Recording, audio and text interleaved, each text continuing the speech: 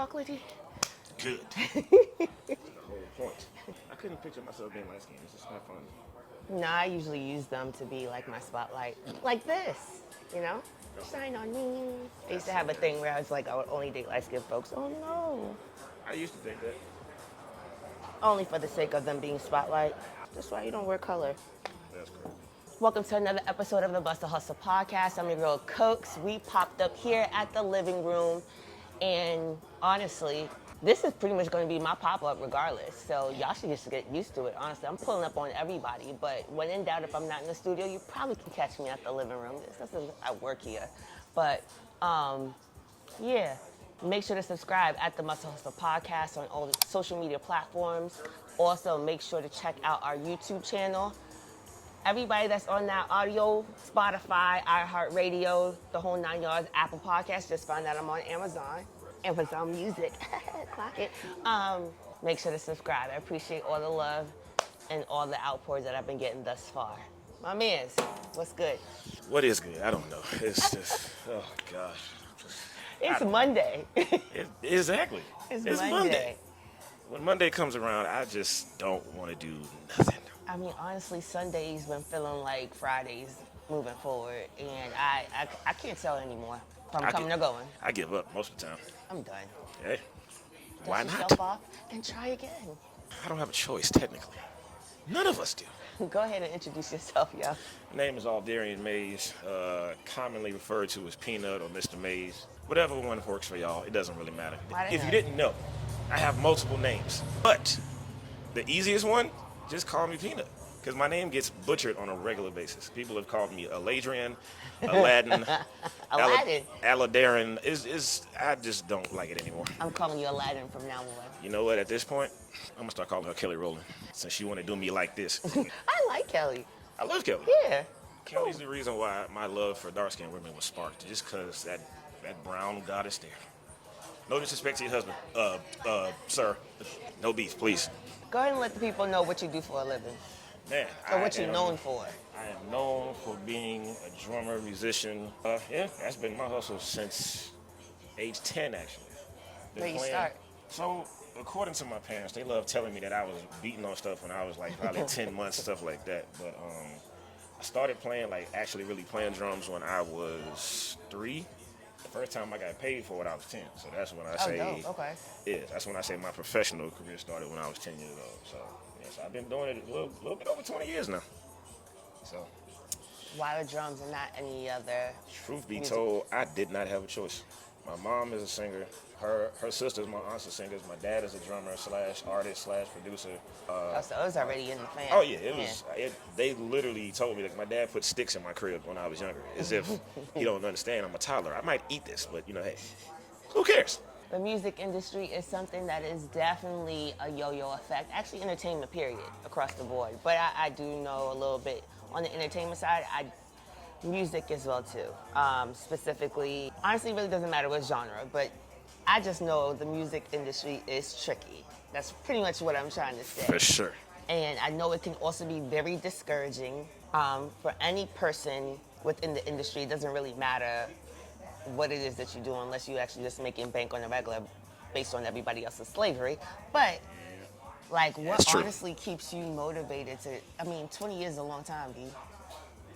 Truth be told, and not to get too spiritual on y'all, but who cares? My mom and dad always told me that they prayed for me to kind of do this because I showed such a passion for it at a young age. So, truth be told, I think when I actually really went on my first tour, I think that's when it kind of hit me like, yo, this is literally your career. Really? Like this. What was that first experience like being on tour? And who you with? Man, first tour I went on was with the Walls Group. It's a gospel group out here. Shout out to the Walls Group. That's my people. It's like a second family to me. Like I said, just waking up, like you don't really expect that you're gonna wake up one day, do something that you love, and get paid for it on a regular basis.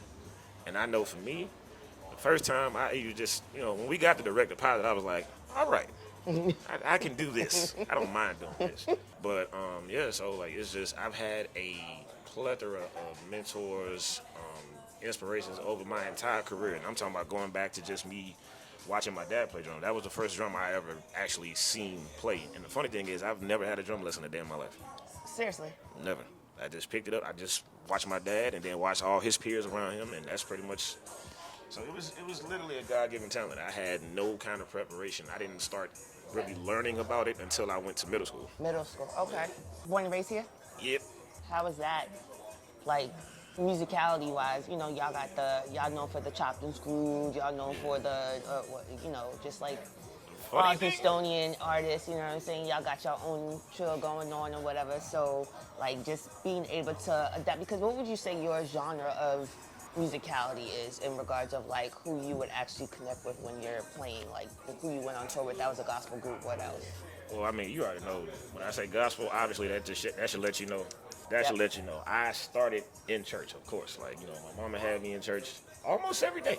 And then, so with my dad, when I was around him, you know, like I said, he's a producer. So I've been hearing all kinds of stuff. Like, he put me on Maroon 5. Like, I had never heard Maroon 5 a day in my life.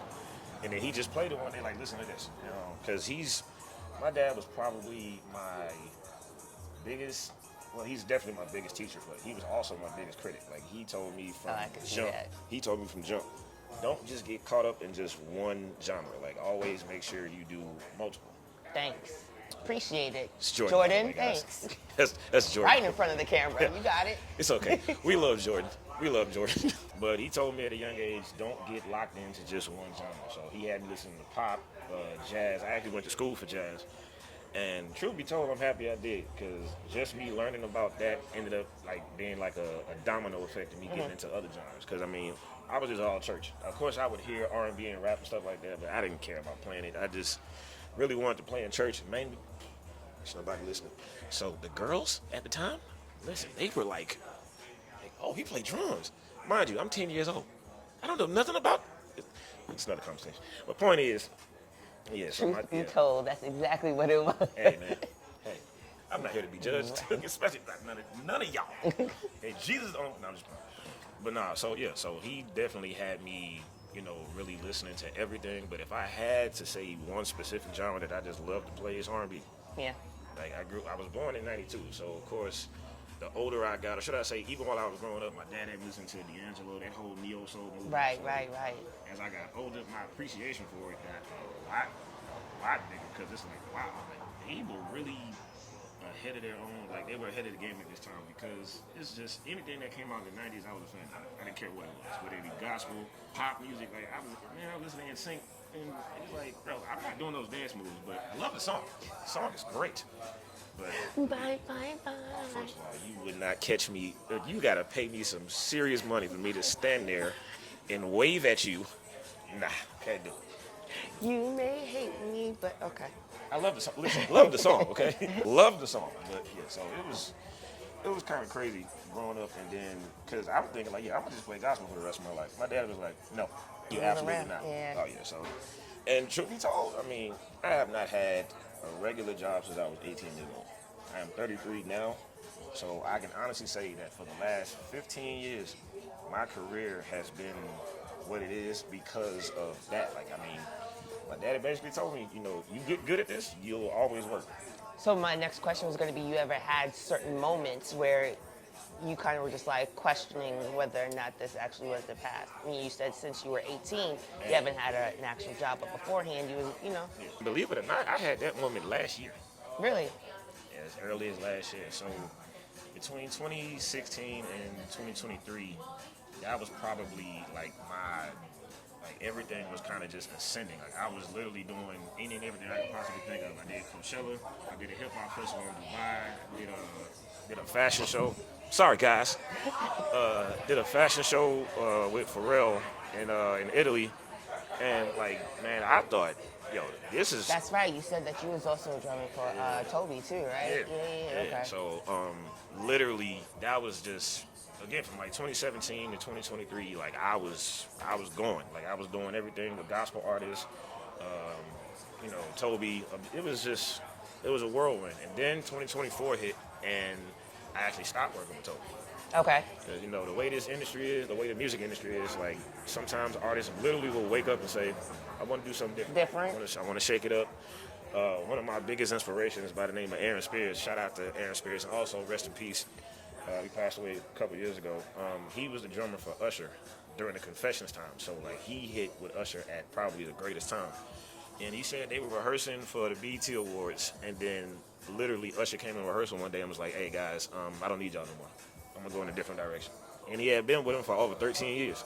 So listen, and I mean, of course, eventually he went back, everything like that. But that should just let you know never to get too comfortable on any one gig, because it definitely will. They can switch it up, and for me that happened.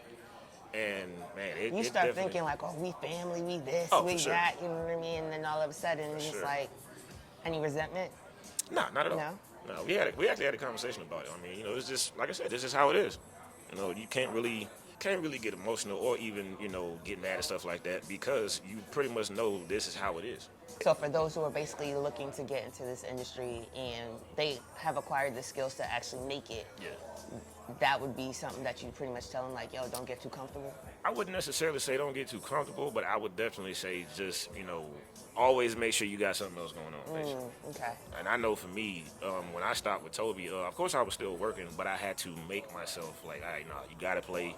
Just because you don't have that gig no more, it doesn't mean that you just have to completely stop. I mean, you gotta eat. Oh, of course.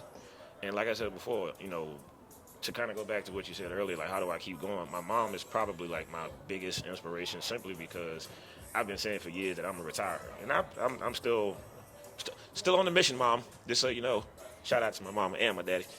But she definitely was like one of the main people that's like, well, that's not the end all be all for you. Because at first I definitely was a little upset, because I'm like, man, like, dude, I was on such a roll. That's what I'm saying. I'm thinking it's supposed to. It's still an attachment type joint, sure. You know what I mean? So it's just like, spade to spade, like, regardless of the fact. Like, even somebody that's literally going, like, how long were you with him? 7 years. Okay, that's 7 years waking up, going to sleep. Yeah. Long ass hours, you know what I'm saying? Practices, touring, the whole 9 yards, and it becomes a part where it's just almost like you're no longer a distant cousin. You're like, basically, I see you almost every day. So facts, you sure. fam. Yeah. And then, you gotta respect it, you know what I'm saying? Because it's just like, hey, that's their artistry as well too. But technically, that's your artistry as well too, because you ain't just hired help. Oh yeah, for sure. I mean, but even then, and I still consider him my brother to this day. I mean, like I said, I understand that where he's going, of course sometimes you gotta switch stuff up. Yeah. I mean, there's nothing, and of course there's nothing wrong with that. I mean, that's to be able to stay relevant too. Exactly. For the time, so I get it. It's just for me, truth be told, I built a lot of my brand while I was with him. So a lot of people, even I have a bunch of drummer friends that's in the industry, and we may not talk every day, but when I see them, it's like, but when they saw me doing that gig, they were like, yo, I mean, I ain't trying to toot my own horn. Toot, motherfucker. I'm pretty damn good. I mean, I'm just saying, I'm quite elite, if I do say so myself. But yeah. So I mean, like I said, it's just that particular gig, and of course, like I said, for 7 years, I mean, this man took me to Lagos, did Dubai, like I said earlier, Coachella, like I did a bunch of stuff. So I mean, of course, I'm always gonna have respect for him. Definitely gonna have love for him. That's my brother still. It's just like I said.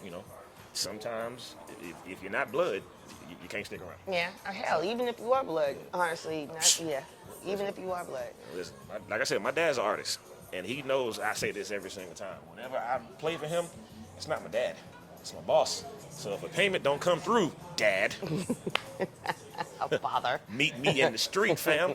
But yes, I mean, it's just But even then, he actually said that to me first. He's like, no, when you play for me, you're not my son.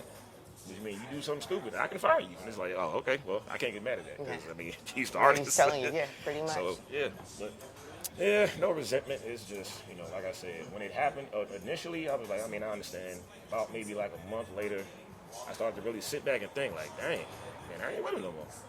And then it just seemed like, for me, everything kind of slowed down. Like, okay. Yeah, so my travel, because between 2016 and 2023, I literally, there was not 1 month that, there was not one time in all that time I was at home the entire month. At some point in time, I was going at least about a good 3 or 4 times, just traveling, playing with whoever, so it was just, and last year, I think I traveled maybe 3 times out the entire year. That was not normal for me, at least should I say, that hadn't been normal for me for the last year. Yeah. So it definitely kind of hit me a little bit, but even then, like I said, I'm still playing here, doing like other little gigs around the city, and then like just of course church is gonna always be there. Right. Like, that's I was about to say, so what was the pivot? So clearly you just went ahead and just added more local stuff to be able to keep. Well, and I did, but the way it happened was it kind of like, in a sense, I became like the guy in a sense. And when I say that, I mean like, so here, I'm the musical director for when we do Wednesdays and Saturdays. Okay. So, like I'm the kind of, so basically I'm like kind of helping out with the ideas about, oh, yo, we should do this, we should do that. So I kind of had to look at it like, all right, yeah, you spend all You're this more time. than just a drummer now. Yeah, and that's actually what I really wanted. Like I never intended for it to be like that, because I mean, truth be told, when I was younger, I just wanted to play drums all day long. And then as I got older, I started realizing, yo, I can be creative. I can come up with this, come up with that. And then technically drums is really just like one hat that I'm trying to wear, because I'm trying to, enter into that Quincy Jones, Gotcha. Clive Davis type situation. I'm trying to be behind the So scenes. in hindsight, it actually was kind of like a good thing, because now it exposed you to a sense where like you also have other skill sets that you can enhance. Yeah. I love that. Honestly, it should be.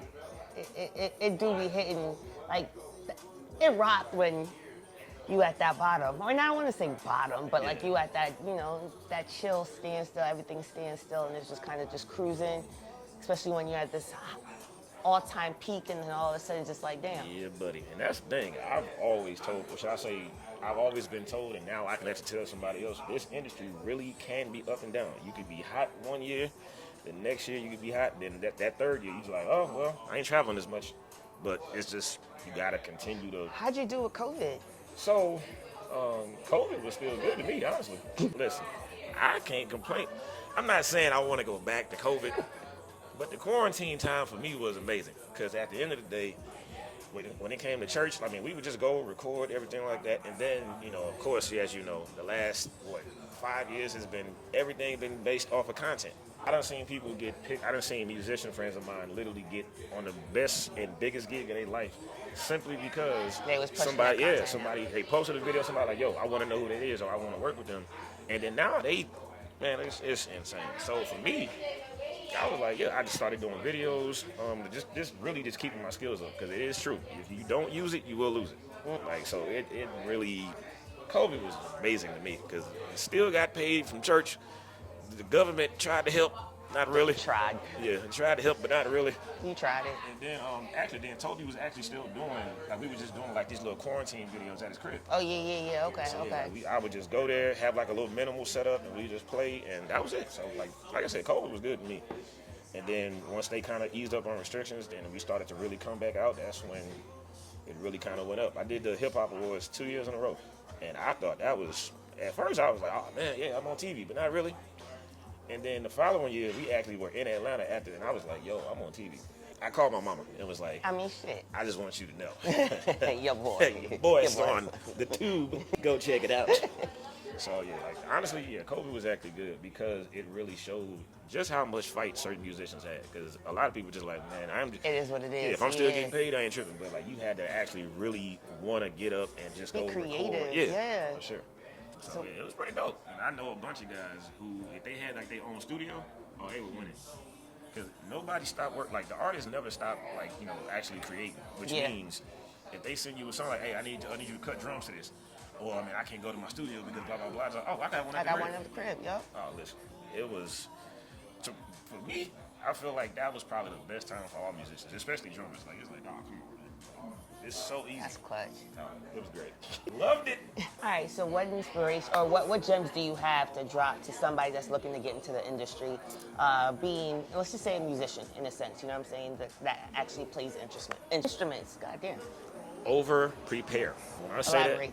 So when I say that, I mean, if an artist calls you and says, yo, man, I want you to do this gig with me. All right, cool. So I'm about to send you the songs that we're doing. Learn their entire album. Oh, shit. Don't just learn those 3 songs, because what if they decide, on the day of, yo, do you know such and such? Yeah, I do. Oh, word? It just kind of shows that you're a professional as far as like just being prepared. So, and then truth be told, another thing when it comes to like the whole preparation thing, there is no such thing as being, you honestly can't be too ready. Like, I don't care what nobody says. When I first got with Toby, and he we had to learn his music, I listened to each song at least 3 or 5 times. And I did it, each time I listened to it, it was for a different reason. The first time, I'm like, all right, listen to what the drum's doing. The second time, I'm listening to how he's rapping, like what cadences he's using, how he's saying his words, because it's like, all right, cool. If I can do that with him on drums, it'll kind of make like a dope little situation. Right. Yeah, so yeah, overly prepared, man. Like, don't ever feel like you can't learn something else, basically. That's a study on its own, for real. Yeah, for sure. Always check your email, because, man. What about the spam? Well, always check your email, because you don't know, you never know. They can send you a flight itinerary, and you don't, because sometimes they don't say nothing. They just be like, they'll just send it to you, and then you'll get a text the next day like, yo, you got the email? What email? We leaving tomorrow at such and such time. I hope you got everything. And it's like, oh, snap. Check your email. And depending on, and even if you, listen, and that's just the major stuff. Even if you come in to do something like here, if you come to like a little local gig, the best thing I can tell you is this. Go home right after the gig. Go home when the job is done. Okay? It's scary out here. Scary. Yeah, man. So just, like I said, always be prepared. And please always respect yourself enough to know that if you got that call, you're supposed to be there. So don't ever think that, oh, I didn't get this call. All right, cool. Maybe you get the next one. Everybody gonna have their day to eat, for sure. I know that for a fact. The problem is the guys who eat the most, they going out and they hunting for it. So you gotta be hungry for sure. You gotta be hungry for it. Yeah, got to be hungry, because if you're not, you know what that means, right? Nobody's sharing their food with you. I'm gonna take your plate. I might give you a chip or two, but that's about it. You can't have the main course. Can't do it. Any mentors that you have or mentees that you have right now? Mentees. Everybody trying to study up under you? Man, I got a few of my little homies. Main one, my little homie Snoop, Justice Robinson. Shout out to my boy. He's a sponge. Like, he literally, he's a sponge. That man will call me and ask questions or ask me about just little small stuff, and I tell him, like, bro, try it this way or do it this way, or when you get a chance, listen to this song, listen to how they doing it this way. He's one of my favorites, actually. Him, another little homie, Joshua Stark, same thing. He just moved here from Little Rock, and as soon as he got here, I was like, yo, yeah, he got it for sure. I met him before he moved here. But when he actually moved here, I'm like, oh yeah, I definitely gotta sit with him. So that's what's up. Yeah, it means giving back for the most part. Truth be told, I've been taught too much not to. But there's some folks who literally will hold on to that information because they're just like, I worked too hard to get this, you know what I mean? First of all, understand something, okay? There is somebody right now that is a consultant for a band. This man literally gets paid to sit there and tell them how to be better. I'm not holding on to nothing. I'm telling you niggas everything. You hear me? If I'm getting paid for it, why not? But even if you're not getting paid for it, still, man, pay it forward. That's the best thing anybody could ever tell you. That's the best thing anybody could ever tell you. One of my probably biggest musical inspirations is Questlove. This man drops gems on a regular basis and literally is just like, why wouldn't I? Like, what is the point of not doing it? That's true. Yeah. And he actually said it. He actually told, I forgot what the artist's name was, but it was when Jadena had hit. Like, his whole little crew had came out. He was like, dude, the one thing that we should have done that we didn't do back then was pay it forward. And now you're sitting there trying to, like, you're wondering what shoulda, woulda, coulda, and all this other stuff, sure. But it's just like, yeah. I appreciate that, though, for real, because, they're these youngins, well, right now I just saw a clip where it's just like they're no longer, there's these kids that are saying we don't want to be YNs, we try and be them collared folks, you know what I'm saying? We wearing collars, we wearing them zip up cardigans and all this other stuff. So yeah, I forgot they call themselves something, but yeah, they not YNs no more. It's a new aura. Okay, they don't need to be YNs, okay? YNs are dangerous. I'm just saying, I had to slap me a few YNs in recent months, but hey, spread love, please. Spread love. Even if it hurts. Tough love, spread it. Any new projects, anything you got coming up? Yes, actually. I am working on possibly doing a tribute. I've been... Why possibly? Hold on now. Well, I mean, it costs. It does cost. But I've had this idea in my head for a little minute. Like I told you earlier, I felt like the 90s was probably the best era for music. Ever. And it gets me hyped now when I see certain artists, even younger artists that's coming out, like they literally pay it forward to, or they pay tribute to the name. Yeah. It's a group, matter of fact, hold on, I want to make sure I say y'all name right.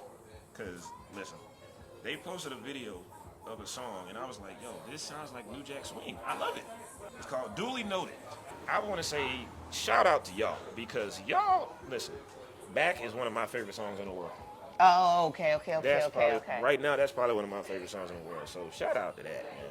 Oh, you had put that on your IG one time, and I think I heard it. Yeah, That's why I went you to go played it download in? it. I did. I sure did. Yeah, so basically, I'm trying to do like a tribute to the 90s, and I'm talking about everything from pop to, R&B, rap, just basically getting a bunch of artists together and having them just like really kind of make it a show in a sense. Yeah. Ooh. So, that's also a part of me trying to do the whole behind the scenes thing. Another inspiration in that is my uncle, Ernest Walker. He is pretty much like the mayor of Houston, even though he's not.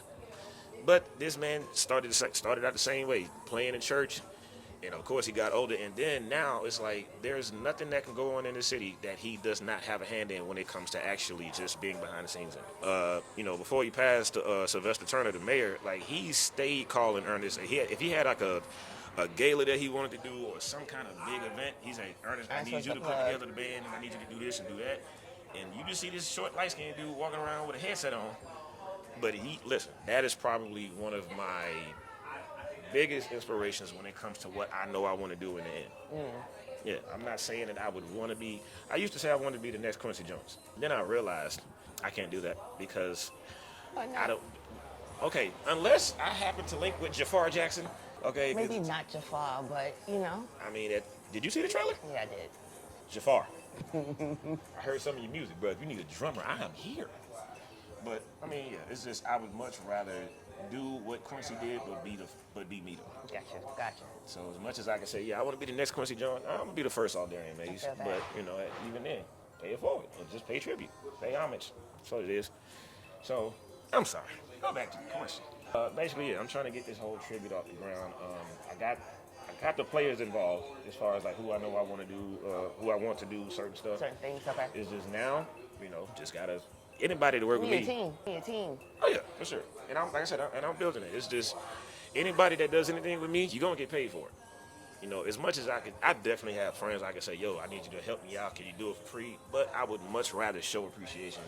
Because first of all, we gonna put some work in. We gonna rehearse. We gonna do this. So yeah, I'm talking about. I'm gonna have somebody up there looking like Guy. Somebody gonna be Boys to Men. Somebody gonna be Drew Hill.